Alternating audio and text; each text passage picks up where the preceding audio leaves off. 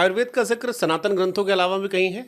हाँ बिल्कुल है। कहाँ कहाँ? सनातन ग्रंथों के बिना इसका जो जो इसका चलन है वो हर जगह पे है। अब जैसे मान लो आप इंडिया से बाहर भी है, हाँ। थाईलैंड चले जाओ, उधर पूरा आयुर्वेद भरा हुआ है। आप यहाँ इंडिया में भी केरला में चले जाओ, केरला के घर में बच्चा बच्चा आयुर्वेद पे काम कर रहा है। वहाँ पे बहुत बड़ी कंपनियाँ जो हैं, मतलब आप सोच भी नहीं सकते इधर ऐसी कंपनियाँ होंगी जो केरला में हैं। लोगों का फेथ है, विदेशों से लोग वहाँ आते हैं केरला में अपने इलाज के लिए। मेरी बेटी है डॉक्टर मिशेल करके, मैंने उसको केरला से करवाया है और वो पंजाब में एक पहली ऐसी लड़की है जो मतलब अपने काम में पकड़ है उसकी पंचकर्मा में।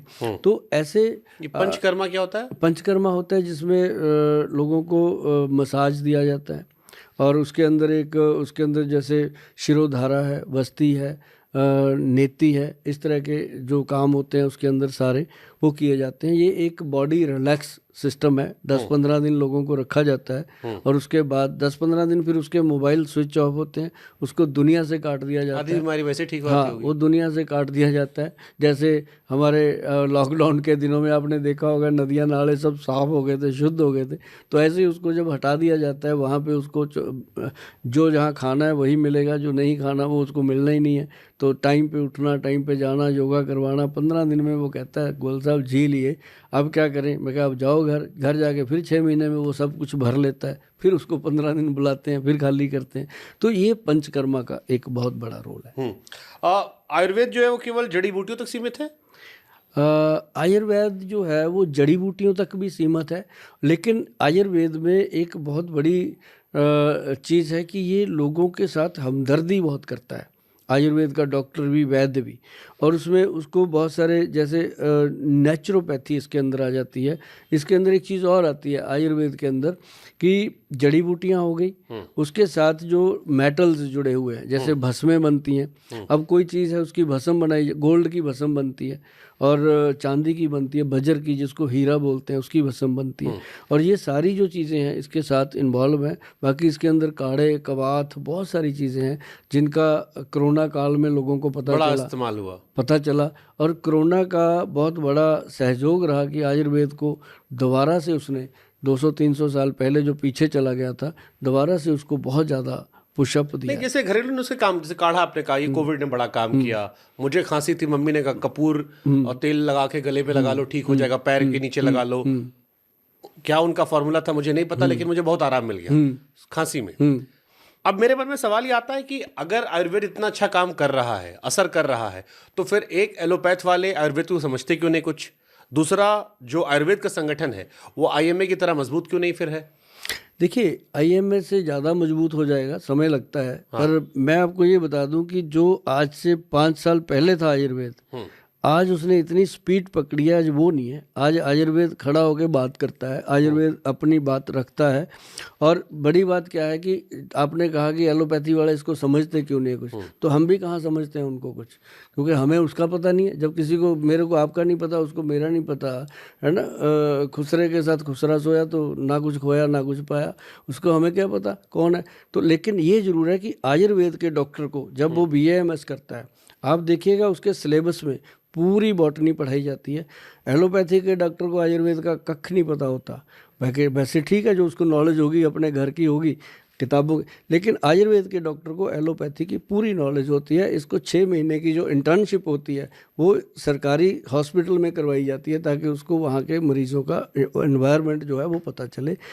BAMS डॉक्टर के पास वो नॉलेज भी होती है जो एलोपैथी की होती है। ठीक है, लेकिन जैसे बहुत सारी बीमारियां पहले नहीं थी, अब वो आ गई। और जैसे मैं बार बार कह रहा हूँ कि कोई भी चीज़ होती है वो अपडेट मांगती है कि आप रिसर्च करते रहिए, नई नई जानकारियाँ नई नई खोज आएगी।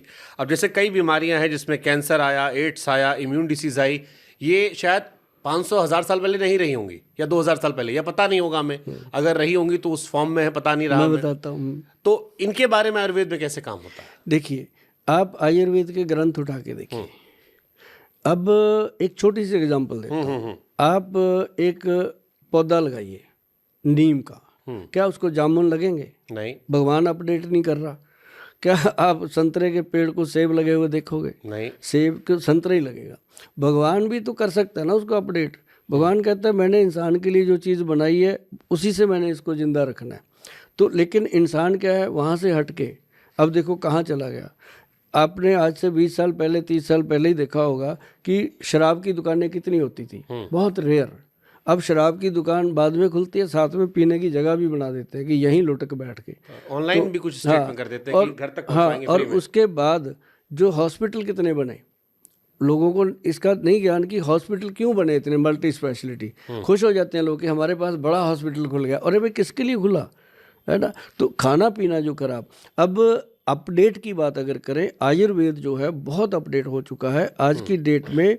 आयुर्वेद में लोगों का इतना रुझान है जी, मेरे पास आप यकीन मानिए मेरे क्लिनिक के ऊपर 30 टू 35 डेज की वेटिंग है। पहले लोग फीस जमा करते हैं, फिर उसके बाद 30-40 दिन बाद उसको टाइम मिलता है। उसके बाद क्लिनिक पे आके भी 4-4 घंटे की वेटिंग है। मैं हमेशा अपने वीडियो पे बोल देता हूँ कि भाई जिस दिन मेरे पास आना है उस दिन दिवाली समझ के आना है कि आज छुट्टी है, यहाँ आके जल्दबाजी मत करना। क्योंकि हमारे वैद्य नाड़ी पकड़ के एक एक चीज़ देखते हैं, फिर दवा देते हैं। और जिसको दवा दे देते हैं ना जी, ये पहला सिस्टम है कि 6 महीने तक लोग दवाई खाते हैं। अगर डॉक्टर ने कह दिया 6 महीने चलेगी, और खाली बोतलें दिखाते हैं आगे कि खाई है। और उसको ये भी लिखते हैं पर्ची पे, हम अपडेट लेते हैं प्रिस्क्रिप्शन पे जब लेते हैं तो उस पर लिखा होता है कि फर्स्ट मंथ में 10% इम्प्रूवमेंट। 10% जो होती है ना सर, वो एक्चुअल होती है। मतलब अंदर से 20-50% उसको बेनिफिट मिला तो बाहर उसने बताया कि मुझे 10% बेनिफिट मिल रहा है। वैद्य जी भी समझ जाते हैं सारी बात, फिर उसको बताया जाता है कि इतनी देर ऐसे ऐसे, और सिर्फ खाने वाली दवाइयों से।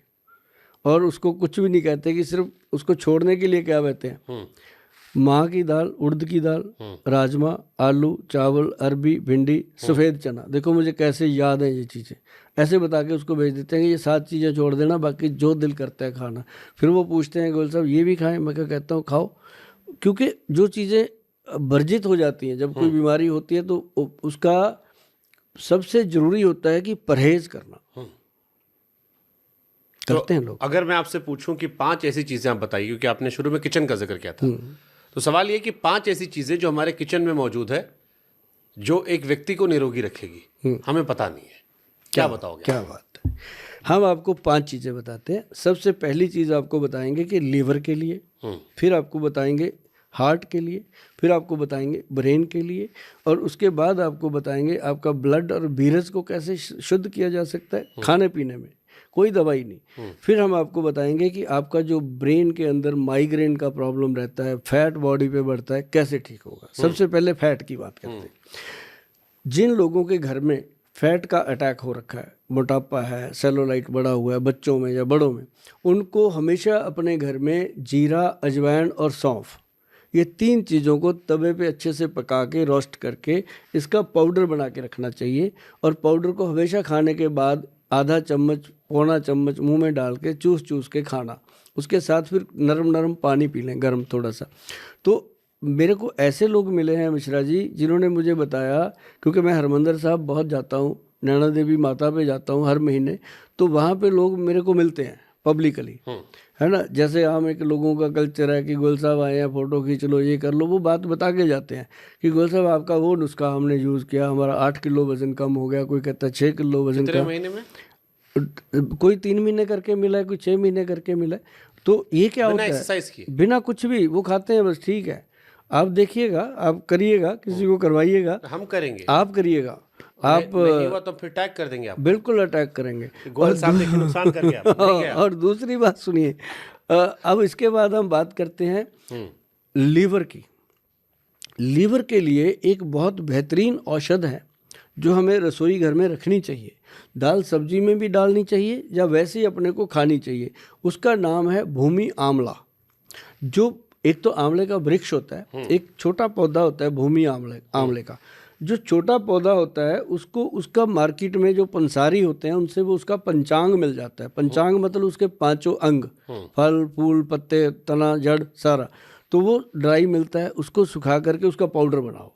पाउडर जो है वो 1 चम्मच कोई भी इंसान सुबह खाली पेट ले ले, मिश्रा जी चाहे आप भी खाओ, मतलब उससे आप जो भी खाते पीते हो दिन में, उसका जो भी बॉडी पे बैड इफेक्ट है वो सारा लीवर को, वो ऐसे करता है लीवर को, जैसे आप ना एक कपड़ा गंदा हो गया मान लीजिए, उसको आप मशीन में डाल के डिटर्जेंट डालते हैं, और जब बाहर निकालते हैं एकदम क्लीन, ऐसे लीवर को वो क्लीन करता है। अगर इसको कोई 5-6 महीने लगातार खा लेता है ना जी, तो वो कहता कि यार गोयल थैंक यू यार तेरा।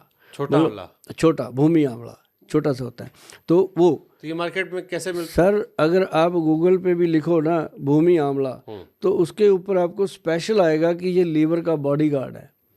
ये ग्रंथों का लिखा हुआ है और सिंपल मार्केट से मिलता है। लाके इसको मिक्सी में ग्राइंड कर लीजिए और पाउडर बनाइए। क्योंकि मैं लोगों को हमेशा कहता हूँ घर पे बनाइए। अब बनाते हम भी हैं अपनी फार्मेसी में। हमारे पास आपको 1000 रुपया देना पड़ेगा, घर पे 500 का बनेगा। क्योंकि मैं इसलिए बताता हूँ भाई 140 करोड़ की आबादी है, सबको तो मैं दे नहीं पाऊंगा। अगर उनमें से 1 करोड़ ऑर्डर भी मेरे पास आ गया तो भाई साहब मेरे को तो घर छोड़ के, देश में रईसों नवाबों कमी तो है नहीं, कभी तो है कौन नहीं, पीसेगा? तो घर छोड़ के भागना। वो ऑर्डर कर देंगे 1 करोड़ बॉटल देने का मतलब है 20-25 ट्रक एक दिन में, कौन करेगा? मतलब नुस्खे मैं इसलिए बताता हूँ कि आप घर पे बनाइए, घर पे खाइए। और अब ये हो गए 2, अब तीसरी बात करते हैं। अब करते हैं हार्ट की बात। बड़ी समस्या है दुनिया में, बहुत बड़ी समस्या है जी, और इसको बड़े आराम से काम करता है आयुर्वेद। और मैं आपको एक बात बता दूं, जितने भी लोग इस बात को सुन रहे हैं, हार्ट सबके अंदर है। जिसने किसी को दे भी रखा है वो भी संभाल के रखना, इसको सामने वाले को बोल देना संभाल के रखना, नहीं तो नुकसान उसी का होना है।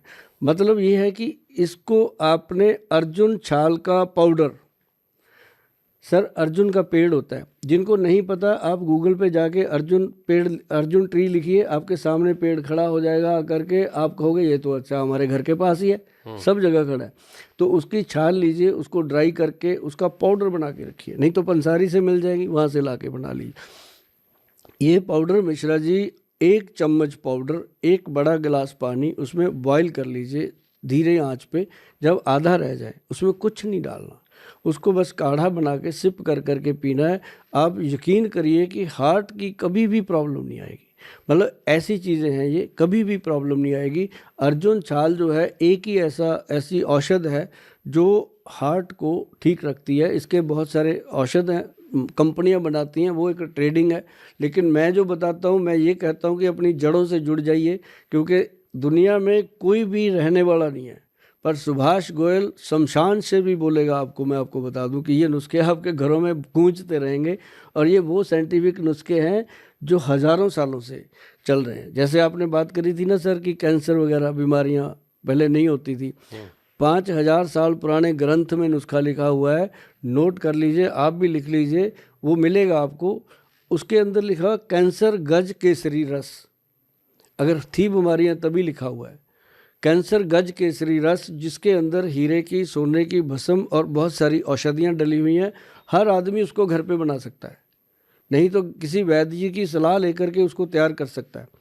तो कैंसर गज केसरी रस का मैं इतना प्रचार कर रहा हूँ क्योंकि मैंने ग्रंथ में जब पढ़ा, मैंने बहुत लोगों को दिया। पहले भी नाम कैंसर ही था, सेम नाम था, ग्रंथ में ऐसे लिखा हुआ है।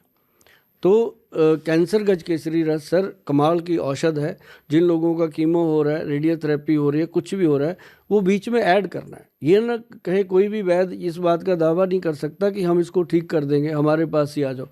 ये उसमें अगर ऐड कर दिया तो बीमारी इतनी कम हो जाती है ना जी। मैंने देखा है, जो डॉक्टर कहते हैं इसकी सेवा कर लो 40 दिन, मेरे पास ऐसे पेशेंट हैं जो 4-4, 5-5 साल हो गए उसी दवाई को खा रहे हैं और बिल्कुल गुड जीवन जी रहे हैं, और उनको कोई ऐसी प्रॉब्लम नहीं है, क्योंकि कीमो वगैरह ने उनको संभाल लिया था। वो हाथ उस समय खड़े कर देते हैं जब बहुत ज़्यादा कंडीशन ख़राब होती है, तब ये औषधियाँ काम करती हैं।